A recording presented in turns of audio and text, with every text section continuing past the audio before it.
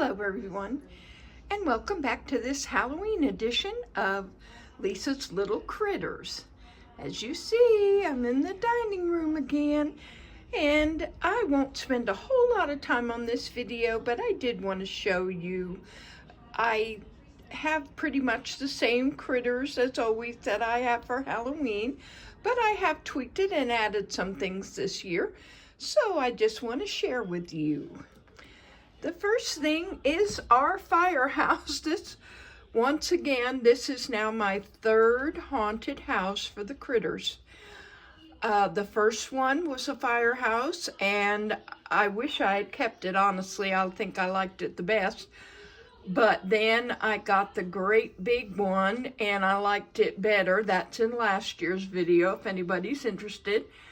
And so last year I decided it was too big, very hard to store. I have very limited storage. So this year I found this firehouse. I have completely transformed it. It did not look like this at all.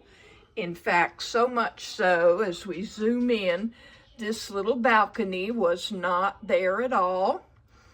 This at the top here, this skull I put in, that was some kind of like a catapult. It literally came forward and threw out something, I don't know what. There, of course, is my Dumbledore on the roof, as always. Then these little balconies were here. This one in the front I did add, and this one was the elevator that went up the side where I have little Frankenstein. And I have the werewolf and my koala, who is the skeleton, and the mummy. That part of the building was there. These little doors down here I did add. I'm going to move Franken's. No, that's Dracula, excuse me. I moved that. I put my own doors in there, and I used this purple fabric, which I just loved. And the front of the actual garage door or front door is a napkin that I found at Dollar Tree and painted, as well as those little pumpkin stacks. And I have ghost stacks as well. They come off straws that you can get at the Dollar Tree. Now, here we go again with my the wild man from Borneo. He came out of the circus, the Tasmanian Devil, and I put him in here in bars, like he's in prison here. And then we'll just pan around. And like I said, these are pretty much my critters. Of course, this is the little pumpkin carriage.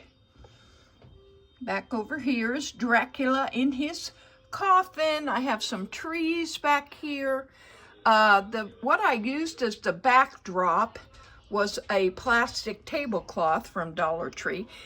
This is one of the new additions. And you see, I talked about the ghost stacks down here. Those what they look like. They'd go around a straw. And I've used them a whole lot for decorating. I did have a House of Magic last year. It was a funny old building that I made into something for my use. But this one is an actual little house. It has, like, the little shingles on the side.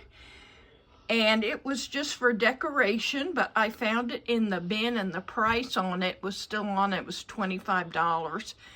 And I thought, boy, that's a steal. So I liked it, and I added it, and I put ghost wallpaper. You can just see it over the gypsy's head. The ghosts are sticking out in the back, and then I have a ghost on the roof.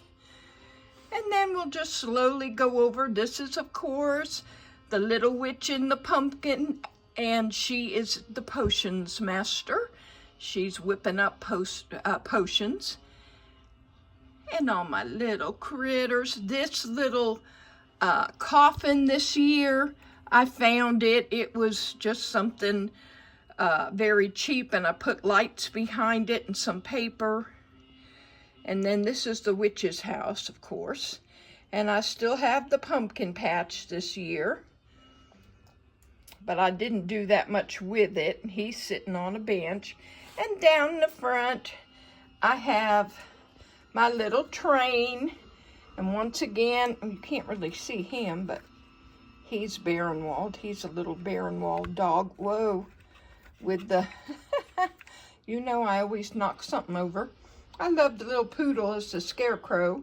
And I especially love the elephant as the watermelon. I think that's just so funny because he has a mohawk, as you can see. Oh my goodness. And then we have the candy wagon and my little elephant as a bat. Most of my critters, like I said, have stayed the same over the years. I literally packed them up with my Halloween setup. And the critters you see that are, you know, really painted up, say Mr. Tiger. I'll show you here in a minute. There he is.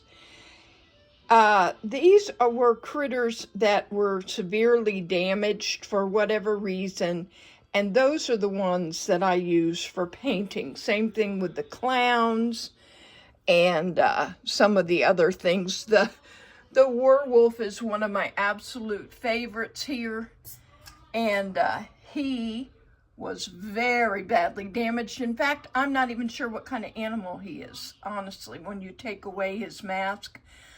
But I love the way he came out. So this is Halloween for this year. This is Halloween. This is Halloween. I hope y'all have a happy and safe Halloween. Everybody be careful. And the critters and I wish you a very, very happy Halloween. See you next time. And like and subscribe, please. Thank you.